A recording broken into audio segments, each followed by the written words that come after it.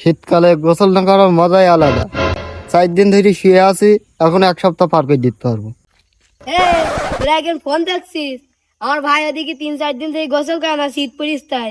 তুই গোসল করাই দে দিন। আচ্ছা দেখছি, যা। এই ওই দেখ শালার পাগল ওই রোদে শুয়ে রয়েছে, ওরা আজকে গোসল করাতেই হবে, চল হাট। ওর জন্য বুঝতে না পাই যে আমরা ওর গোসল করাবো, ঠিক আছে? ও আস্তে আস্তে গিয়ে ধরতে হবে। ওরা আসছে কেন? আমার গা গন্ধায়, 4 দিন ধরে গোসল করিনি।